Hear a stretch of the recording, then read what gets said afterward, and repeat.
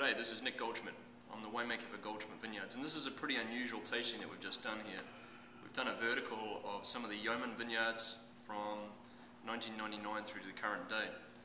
So Yeoman Vineyard is the only north-facing slope that I know of in the Alexander Valley, and it's a vineyard that I've been working with for almost 20 years.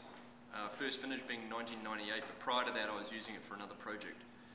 And this is a really unique site because what we get is really long hang time, and that means that we get really optimum maturity in terms of flavour and in terms of tannin.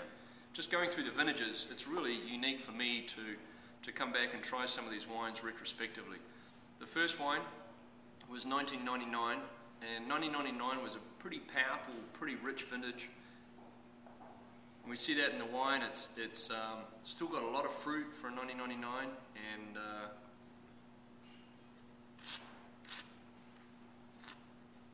the tannins are still there. It's very, very strong, very lush, very full. And for those who've heard me talk before, you know that our wines don't move to brown to orange. So our wines stay in the purple to red realm, and they don't age over into the brown to orange because I have techniques that I do during vinification to prevent it from doing that. And you can't see it from where you are in the video world, but I can assure you that this wine has not aged like that. The second wine that we tasted today is the 2000 vintage. 2000 vintage was a little bit more elegant than what the 1999 was back in the day, so a little bit more fruit dominated. And the mouth is very sweet, a lot more even in the mouth than 1999. 99 sort of has this layer of fruit and tannin that come over the fruit at the end, whereas 2000 is much more seamless and the tannins are more round and supple. The third wine we tasted today was the 2002. This was also another vintage that I classify as more of an elegant vintage. And being a lot younger, I get a little bit more wood is still there. I still get a bit of separation between the wood and the fruit, but again, very black fruit, very spicy, which is reminiscent of not only the vineyard but also the vintage.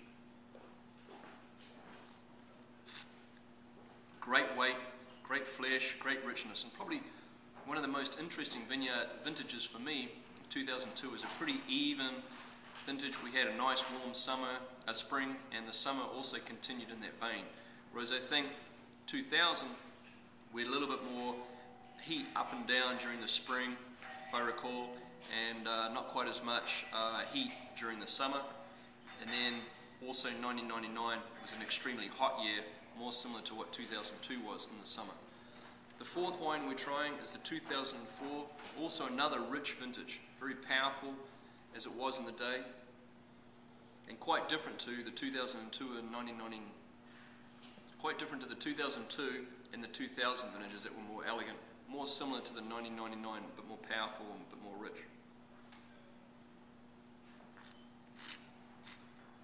Again in the mouth, really full on actually. This is probably my preferred wine out of all four. It's still very fresh, very lively, and yet showing some of that age, and it's much more layered, more even, more similar to what the 2000 was. So I would put 2004, then 2000, then 1999 and 2002 as coming in behind. And then the last one we put in as a comparison today is the current release, the 2010 Yeoman Vineyard from the Alexander Valley. And as suspected, this wine is very full on the nose, very ripe, very elegant vintage is what it is. And again, very seamless, very rich, very long. So we have three elegant wines, the 2010 which we just tasted, the 2000 and 2002, and the more powerful vintages for me were the 1999 and the 2004. Anyway, if you get a chance to try these wines at any point, or you have some in your cellar, they're great wines to look back on, and certainly a great memory for me. And one memory that stands out for me, and it's unusual that I opened at 2002, was the birth year of my last child, Hilary Goldschmidt. So anyway, cheers, salute, hope you enjoy the Goldschmidt wines from Yeoman.